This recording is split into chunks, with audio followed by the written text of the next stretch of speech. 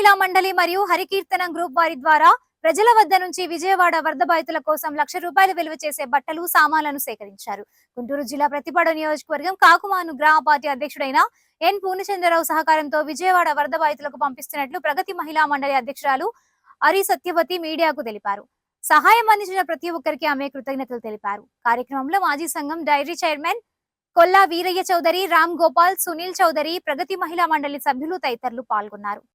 హరికీర్తన మిత్రులందరికీ, ముఖ్యంగా ఆత్మీయ భగవద్బంధువులందరికీ జై శ్రీరామ్, నమస్తే. చూస్తున్నారు కదా, నిన్న మధ్యాహ్నం తర్వాత అయితే మరి అనూహ్యంగా ఈ బట్టల సేకరణ కార్యక్రమం జరిగింది. మా బిల్డింగ్ అయితే నిండిపోయిందన్నమాట.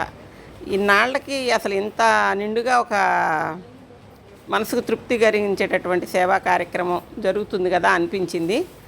వీటన్నింటినీ కూడా కంప్లీట్గా గ్రేడ్ చేస్తూ ఉన్నామన్నమాట. ఎలా అంటే శారీస్కి శారీస్ అయితే ఏంటంటే అన్నీ మంచివి ఇచ్చారండి. అందుకు మాత్రం పంపినటువంటి ప్రతి ఒక్కరికి అసలు చెప్పాలంటే శిరస్సు వంచి పాదాభివందనం అనే మాటని పూర్తిగా వాడవచ్చు అనే విధంగా పంపించారన్నమాట. పాత బట్టలు ఎవరు చూస్తారులే, వాళ్ళు చూస్తున్నారా అనేటట్టుగా కాకుండా అన్నీ మంచి చీరలు, ప్యాంట్ షర్ట్లు కూడా అన్నీ మంచి మంచివి ఇలా పంపించారన్నమాట.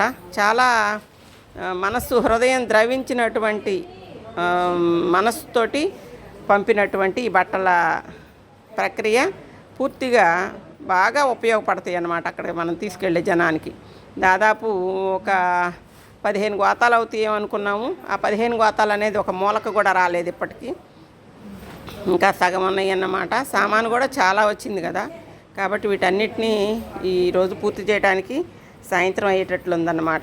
ఏదేమైనా అందరికీ మరొకసారి ధన్యవాదాలు.